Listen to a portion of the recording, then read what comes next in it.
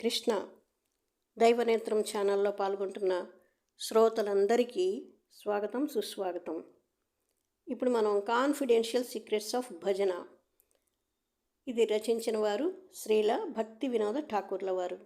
ఇందులో చైతన్య మహాప్రభు ఎలా అవతరించారు, ఎందుకు అవతరించారు అనే విషయం గురించి ఇప్పుడు మనం తెలుసుకుందాము.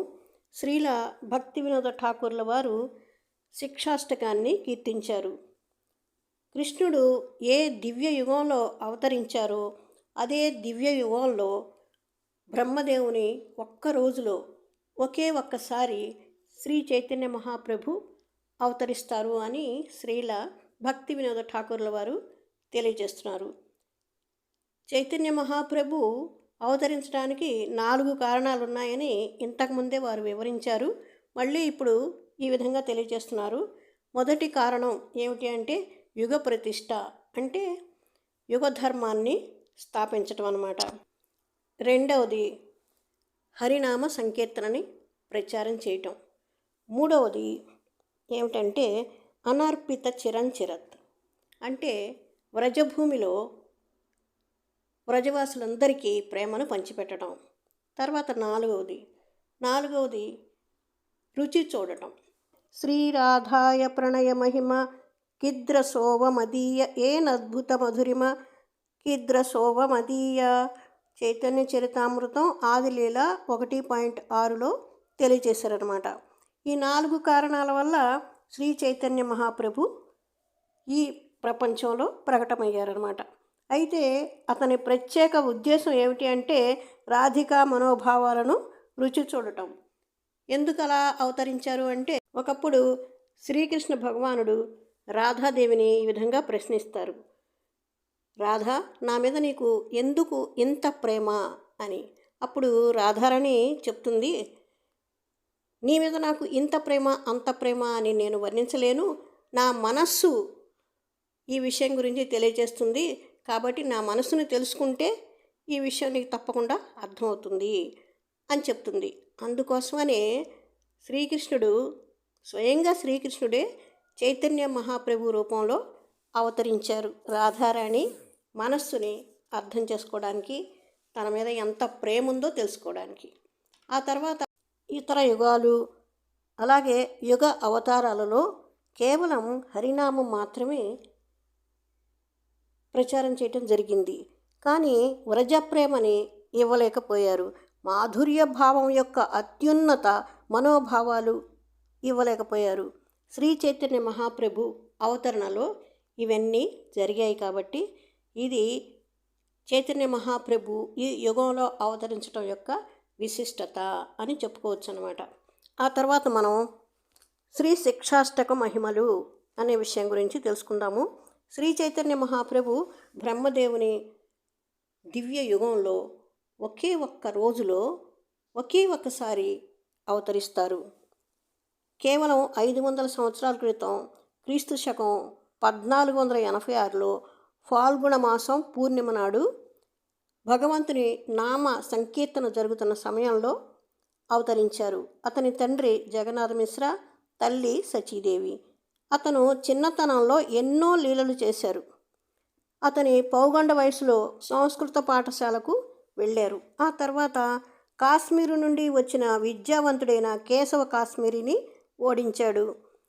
అతని కిషోరి వయసులో లక్ష్మీప్రియను వివాహం చేసుకున్నారు.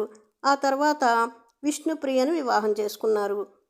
హరినామ దీక్ష ఆచార్యులైనటువంటి ఈశ్వరపురి పాదుల వారి వద్ద గయలో దీక్షను తీసుకున్నారు. అక్కడ ఇక్కడ అప్పటి నుంచి ప్రతి చోట అందరినీ తీసుకుని వెళ్ళి హరినామ సంకీర్తన చేయటం మొదలుపెట్టారు. అంతేకాకుండా అదొక ప్రవాహంలా ఉండేదన్నమాట. అందరూ ఈ హరినామ సంకీర్తనలో పాల్గొంటూ ఉండేవాళ్ళు. 24వ సంవత్సరంలో మహాప్రభు కాట్వా వెళ్ళి అక్కడ కేశవ భారతి వద్ద సన్యాస దీక్ష తీసుకున్నారు. అంతేకాదండి, ఆ తర్వాత నుంచి భౌతిక ప్రపంచం కోరికలు, బంధాలు అన్నీ తెంచేసుకున్నారు. అతను 6 సంవత్సరాల పాటు భారతదేశం మొత్తం, అంటే బెంగాల్, ఒరిస్సా, మహారాష్ట్ర, మధుర, బృందావన్, కాశీ, బీహార్లలో హరినామ సంకీర్తన గురించి బోధిస్తూ నడుస్తూ వెళ్ళారన్నమాట. ఆ తర్వాత పూరిలో గంభీర అనే ప్రదేశంలో నివసించడం ప్రారంభించారు. కుసిద్ధాంతాలన్నిటిని పోగొట్టి అచింత్య భేదాభేద తత్వాన్ని స్థాపించారు. 18 సంవత్సరాలు చైతన్య మహాప్రభు పూరిలో నివసించారు. కాలం గడిచే కొద్దీ అతని ప్రేమ మరింత ఎక్కువగా మారిపోయింది. అతను తన 3 కోరికలను గంభీరాలో శ్రీ స్వరూప దామోదర, శ్రీ రాయ రామానంద ఇంకా కొందరితో కలిసి తీర్చుకున్నారు. అన్ని చోట్ల హరినామ సంకీర్తన గురించి బోధించారు. కానీ తనకు తానుగా ఏ రచనలు ఆయన చేయలేదు. తను శ్రీల రూప గోస్వామి, శ్రీల సనాతన గోస్వామి ఇంకా అనేక మంది భక్తులను ప్రేరేపించి శక్తినిచ్చారు. శ్రీల జీవ గోస్వామి, కవిరాజు కృష్ణదాస గోస్వామి, శ్రీల స్వరూప దామోదరుడు, శ్రీల గోపాలభట్ట గోస్వామి, అనేక ఇతర భక్తులు అనేక పుస్తకాలు రచించారు. చివరికి చైతన్య మహాప్రభు ఈ 8 శ్లోకాలు ఉన్నటువంటి శిక్షాష్టకాన్ని వ్రాశారు. అతను ఎప్పుడూ శ్రీల రాయ రామానంద, శ్రీల స్వరూప దామోదరులతో కలిసి గంభీరాల్లో ఎప్పుడూ ఏడుస్తూ ఉండేవారు. కొన్నిసార్లు తాబేలు తన అవయవాలను ఎలా కుదిస్తుందో ఆ విధంగా తన అవయవాలన్నీ కుదించుకుపోయేటట్లుగా ప్రవర్తించేవారు. ఇతర సమయాల్లో అతని శరీరం చాలా పొడవుగా ఉంటూ ఉండేది. తాను బృందావనంలో ఉన్నానని ఎప్పుడూ అనుకుంటూ ఉండేవాళ్ళు అన్నమాట. కొన్నిసార్లు అది యమున అనుకొని సముద్రంలో దూకేవారు. మరికొన్నిసార్లు దట్టమైన అడవులలో అక్కడక్కడ తిరుగుతూ ఉండేవారు. అదే బృందావనంలోని అడవిగా భావించి కటక పర్వతం అనే ఇసుక దిబ్బను చూసి గోవర్ధనగిరి అని భావించేవారు. ఈ శిక్షాష్టకాన్ని మనం రోజు చదవాలి, వినాలి. ఈ సత్యాలు, ఈ సూత్రాలు, ఈ శిక్షాష్టకాన్ని అర్థం చేసుకోవటం ఇవన్నీ చేయగలిగితే కనుక శ్రీ చైతన్య మహాప్రభు తన దయను మనకు ప్రసాదిస్తారు. మనం ఎల్లప్పుడూ జపిస్తూ స్మరిస్తూ ప్రార్థిస్తూ ఉండాలి. అంతేకాకుండా శ్రీల భక్తి వినోద ఠాకూర్ల వారు ఈ విధంగా తెలియజేస్తున్నారు. ఇప్పుడు మనం శిక్షాష్టకం గురించి, చైతన్య మహాప్రభు గురించి అన్ని విషయాలు తెలుసుకున్నాము. మీరు ఈ విషయాలన్నీ ఇక్కడ నేర్చుకున్నారు.